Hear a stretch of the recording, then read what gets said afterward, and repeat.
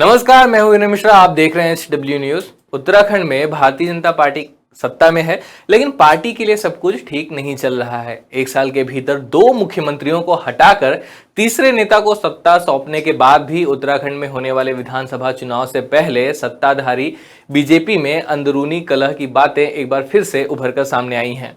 सरकार के वरिष्ठ मंत्री हरक सिंह रावत के अपने पद से इस्तीफा देने की चर्चाओं के बीच विधायक उमेश शर्मा काऊ के भी इस्तीफे की खबर सामने आ चुकी है।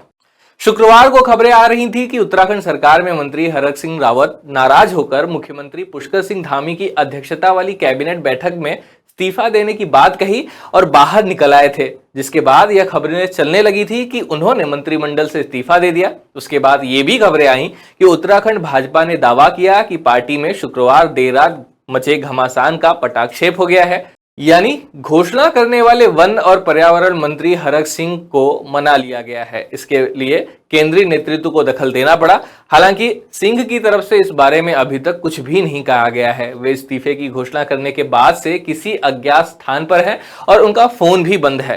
एक के बाद एक 2 बड़े नेताओं के इस्तीफे को बीजेपी के लिए एक बड़ा ही नुकसान माना जा रहा है। पार्टी पूरी तरह से डैमेज कंट्रोल में जुट चुकी है।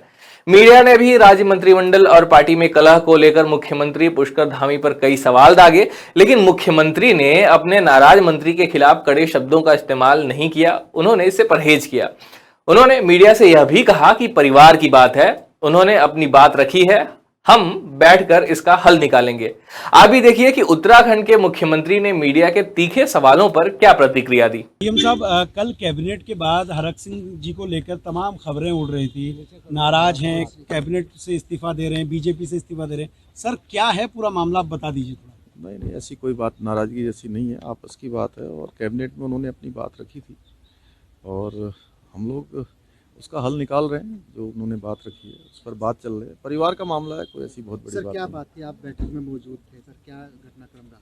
नहीं, जो भी उनकी बात थी हम लोगों ने उस पर, वो कोटद्वार मेडिकल कॉलेज को लेकर थी, उसमें हम लोग धनराशि जारी कर रहे हैं। सर, आपको लगता नहीं कि कितना जो नॉर्म्स है उसमें तो पुलिस सदन में स्वास्थ्य मंत्री ने भी बताया था सर कि 2 मेडिकल कॉलेज नहीं खोल पाएंगे, लेकिन क्या अब नियमों को बदला अभी हम जाएगा? लोगों ने कैबिनेट में निर्णय लिया है कि कुछ धनराशि जारी करेंगे। सर, क्या तो प्रेशर पॉलिटिक्स तो नहीं है सर? ये उसमें प्रेशर पॉलिटिक्स कर रहे हैं हरक सिंह। नहीं, ऐसी परिवार की बात है, परिवार में कहा है। सर, चुनाव नजदीक आते आते वो इस तरह की पॉलिटिक्स करने लगते हैं, तो क्या सरकार को प्रेशर में लेने का तरीका है ये? नहीं, हम लोग सब लोग मिल बैठ के बात कर लेंगे। देखिए, हर आदमी को लगता है अपने अपने क्षेत्र में काम होना चाहिए और चूंकि चुनाव नज़दीक है तो सभी को लगता है कि मेरे क्षेत्र में काम होना चाहिए। अगर कोई कह रहा है कि मेरे क्षेत्र में काम होना चाहिए तो निश्चित रूप से उस क्षेत्र का दबाव भी होता है, कुछ कमिटमेंट भी होते हैं, तो उस पर हम लोग गंभीरता से विचार करें। सर, आपने अब तक जो फैसले लिए, राज्य पे तो असर नहीं हो सकता ना सर उस दबाव से? नहीं, कोई ऐसी बात नहीं। सर, आपने अब तक जो फैसले लिए हैं, बहुत धाकड़ फैसले लिए हैं, क्या हरक सिंह रावत आपको प्रेशर में ले लेंगे इस बार? नहीं, देखिए, ऐसा प्रेशर जैसी कोई बात नहीं है, आपस में उन्होंने बात करी है। आप कितनी राशि? चलिए, सरकार को असहज करने वाली स्थिति है सर वैसे ही। नहीं, सब लोग मिलकर देखिए, हम लोग शुरू से हर चीज में रास्ता निकालते आए, रास्ता निकालेंगे और आप लोगों के सबके सहयोग से सब लोग मिलकर हम लोग आगे बढ़ेंगे। सर, विपक्षी पार्टियां इसको मौके की तरह देख रही हैं। चोट लग जाएगी मेरे भाई। विपक्ष के पास कोई मुद्दा नहीं है, वो लोग अपने ही घर में इतने उलझे हुए हैं कि वो पहले अपने घर से बाहर निकले, वहाँ तय करें कौन लीडर है, कौन किसके नेतृत्व में जाएंगे, कौन क्या करेगा।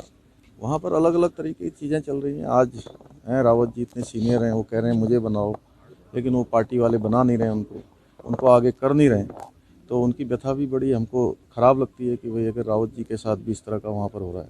भाजपा के प्रदेश अध्यक्ष मदन कौशिक ने हरक सिंह रावत और विधायक उमेश शर्मा काऊ के पार्टी से इस्तीफा देने की खबरों से इनकार किया। हालांकि उन्होंने कैबिनेट की बैठक के दौरान हरक सिंह रावत की नाराजगी की बात को स्वीकार किया। मीडिया में आ रही खबरों के अनुसार उत्तराखंड के वन एवं पर्यावरण मंत्री हरक सिंह रावत कैबिनेट मीटिंग में कोटद्वार मेडिकल कॉलेज के प्रस्ताव को शामिल नहीं किए जाने से नाराज बताए जा रहे थे। कैबिनेट की बैठक के दौरान इस बात को लेकर हरक सिंह रावत इस कदर नाराज हो गए कि बीच मीटिंग से निकलकर वे बाहर चले गए। बताया जा रहा है कि हरक सिंह रावत मेडिकल कॉलेज को लेकर अपनी नाराजगी पिछली कैबिनेट बैठक के दौरान भी जता चुके थे। तब उनको इस बात का आश्वासन दिया गया था कि अगली कैबिनेट बैठक में इस पर प्रस्ताव लाया जाएगा। लेकिन शुक्रवार को हुई कैबिनेट बैठक में मेडिकल कॉलेज को लेकर प्रस्ताव न लाए जाने से वह इस कदर नाराज हो गए कि इस्तीफे की धमकी देते हुए वह बैठक से निकलकर बाहर चले गए। भारतीय जनता पार्टी के लिए प्रदेश में अगले साल होने वाला विधानसभा चुनाव जीतना एक पहाड़ को तोड़ने जैसा लक्ष्य यानी बहुत ही कठिन लक्ष्य बनता जा रहा है। राज्य की जनता ने 2002 से किसी भी एक पार्टी को एक साथ 2 बार नहीं चुना है और इससे बीजेपी के हारने की जो संभावना है वह और भी बढ़ जाती है। साल 2002 से 2007 तक कांग्रेस सत्ता में थी, उसके बाद 5 साल के लिए बीजेपी सत्ता में आई। साल 2012 से 2017 कांग्रेस सत्ता में आए, तो उसके बाद से प्रदेश की जनता ने अब तक बीजेपी को सत्ता सौंपी हुई है। वहीं दूसरी ओर हरीश रावत कांग्रेस पार्टी के वरिष्ठ नेता और प्रदेश के पूर्व मुख्यमंत्री रह चुके हरीश रावत अघोषित ही सही लेकिन प्रदेश में कांग्रेस पार्टी के मुख्यमंत्री पद का चेहरा बन गए हैं। जब तक हरीश रावत को आलाकमान की ओर से हरी झंडी नहीं मिली थी तब तक उनमें उत्तराखंड चुनाव को लेकर उत्साह की झलक नहीं दिख रही थी। सोशल मीडिया पर उन्होंने आलाकमान के रवैये को लेकर भी नाराजगी व्यक्त की थी और यहां तक कह दिया था कि वे राजनीति छोड़ने के बारे में भी विचार कर रहे हैं। जिसके बाद मीडिया में उनके ट्वीट की खूब चर्चा हुई। कांग्रेस पार्टी के नेतृत्व को लेकर बहुत सी बातें कही गई, हालांकि हरीश रावत को इसका फायदा ही मिला। पार्टी नेतृत्व ने उन्हें फ्री हैंड दे दिया। हरीश रावत तक जैसे ही यह बात पहुंची कि जाओ राज्य में पार्टी को जिताओ और राज करो, उसके बाद से तो हरीश रावत में एक अलग ही प्रकार की ऊर्जा देखी जा रही है। हरीश रावत का दिल्ली से वापस राज्य में आना बीजेपी की चुनाव जीतने की चुनौती को और भी मुश्किल बना दिया है। धामी सरकार के प्रति लोगों में जो नाराजगी है उसको दूर करने के लिए उन्होंने अपनी ही सरकारों के कई फैसले बदले हैं।